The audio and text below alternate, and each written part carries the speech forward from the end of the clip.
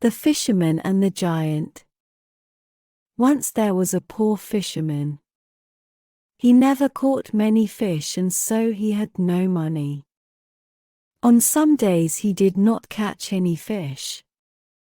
He couldn't buy food for his wife and 3 children. They only ate fish. Usually he caught very small fish, but one day he caught a dead horse. Today is a bad day, he thought. Angrily, he began to fish again. This time he caught a bag of old cups. Sadly, he threw them back in the water. "What can I do?" he said. "I am a poor man. I want to sell fish. I want to buy food for my children." He tried again. This time he caught an old jar. It looked green, but then he looked again. It was dirty. So he washed it and it was gold. There were some words on the top of the jar, but he couldn't read. The fisherman jumped head up happily. "I can sell this now," he said. "Today is a good day." He looked at the jar carefully. Perhaps there is something inside, he thought. "I'll open it." So he opened the jar and looked inside. Suddenly white smoke came out of the jar and a great giant appeared. The fisherman was very afraid. The giant spoke, "Now, fisherman, I am going to kill you." "Why?" cried the fisherman. "What did I do?" "You opened the jar. For that I am going to kill you." "How do you want to die?" "I can kill you with my hands, or I can throw you into the sea." "But why do you have to kill me?" "I will tell you," said the giant. "One day, the king of the giants was very angry with me. I took his youngest and loveliest daughter for a walk by the sea and he didn't like it. So he put me in this jar. I could not get out because he wrote his name on the top of the jar. I could hear him from inside the jar. Because you love the sea, you dog," he cried, "you can live in it." And he threw me in the water. I was in the jar for days and weeks. One day somebody will open this bottle, I thought. And I will make them into a great king or queen. But after 100 years, nobody opened the bottle. So I thought, I will make them into a king or queen, but not a great king or queen. After 200 years, I thought, where is this person? Now I will make them rich, but I will not make them a king or queen. After 300 years, I was very angry. When somebody opens the jar, I will kill them, I thought. You are that person, fisherman. How do you want to die? I have one question, said the fisherman. Will you answer it? I will, said the giant, but ask quickly. Were you in that jar? Yes, I was, answered the giant. You saw me. But you are so big. Your hand is as big as the jar. Think before you speak. Is there nothing inside your head? The giant was not very clever. I will show you, he said angrily.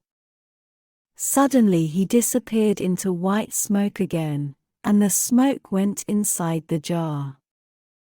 You see, he called from inside. The fisherman quickly put the top back on the jar. Ha! Now, giant, he said, I will throw the jar back into the sea. Perhaps somebody will find you in another 300 years.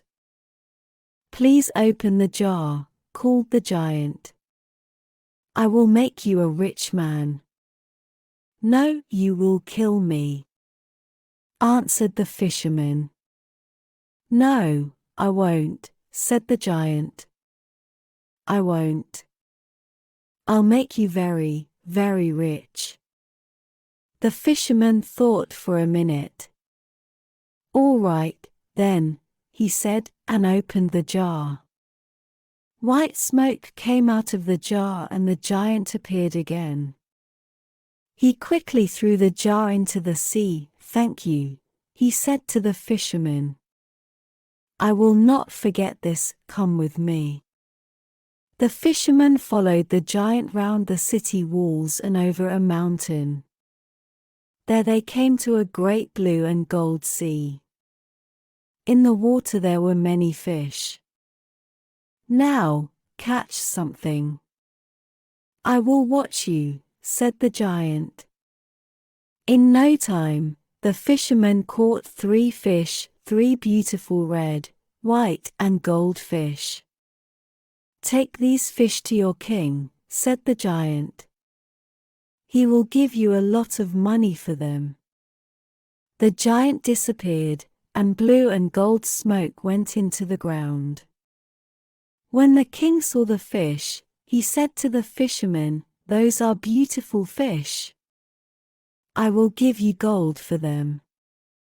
Then he said to his servant, Take these fish to the cook. We will eat them today. The fisherman took his gold home to his family. They ate a wonderful dinner of bread, meat, fruit, vegetables, and no fish. For the first time in their lives, they were not hungry. The king's cook put the fish over the fire. They started to cook. Suddenly, the smoke from the fire went blue and gold and a strange woman appeared in the kitchen. She spoke to the fish, Fish, fish. Are you doing your work? The fish did not answer. Then their heads went up, and they said, We are, and we are happy. The strange woman pushed the fish into the fire. The smoke from the fire went blue and gold and the woman disappeared into it. The king and his servant came into the kitchen. I am waiting for the fish. Where are they? He said to the cook. He saw that the fish were in the fire and he could not eat them. The cook told him about the strange woman. The king wanted to see the woman, so he sent for the fisherman. Bring me 3 more fish, he said. When the fisherman came back with 3 more fish, the king gave him more gold. The cook put the fish over the fire. This time the smoke from the fire went red and gold and a big man with red hair appeared. Fish, fish. Are you doing your work? The fish answered, We are. And we are happy. And the same thing happened. The man pushed the fish into the fire and disappeared into the red and gold smoke. The king did not speak for a minute. This was magic. Then he turned to the fisherman, Where do you get these fish? He asked. I get them from a sea of blue and gold water over the mountain. Do you know this sea? The king asked his servant. No. I often go across the mountain, but there is no blue and gold sea. Will you take us there? The king asked the fisherman. The king and his men followed the fisherman over the mountain to the sea of blue and gold, and there they saw the wonderful fish. The fish were jewels in the water. Wait here, said the king. He took 2 men and went round the sea. There they came to a great house of red stone. All round the house were gardens of wonderful flowers. There was no answer at the door. but it was open, so the king went in. He saw many beautiful rooms but no people. He came into a very large room with high windows. Somebody spoke, "When will I die? I don't want to live." The king saw a young man at the other end of the room. He was on the floor with a coat over his feet. "I know you are a king," said the young man, "but I cannot stand up." The king took away the coat and saw that his feet were fine white stone. "What is this?" cried the king. "Why do you have stone feet? Why do the fish talk? Why does a man with red hair appear from nowhere in my kitchen? What is happening? Tell me." "I will tell you," said the young man. "Please sit down and listen. There was once a great city in this place. My father was king of that city, and I was a prince. Then my father died and I was the king. I married a beautiful woman.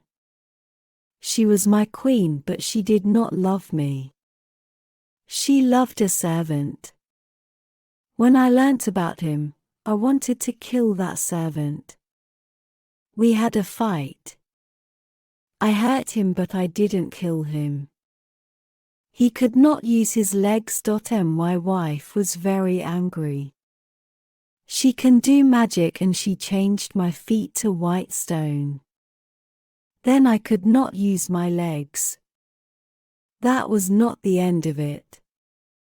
3 mountains and a blue and gold sea appeared in place of the city.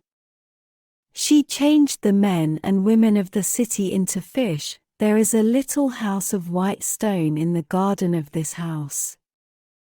The servant lives there. He cannot walk. My wife visits him every day." The king went into the garden and thought for some time. Then he went to the house of white stone.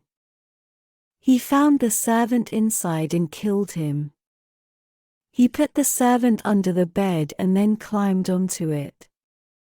He pulled the servant's jacket over his face. Some time later, the queen came in. "Are you happy, my dearest servant?" She asked. "No," said the king. "I cannot sleep.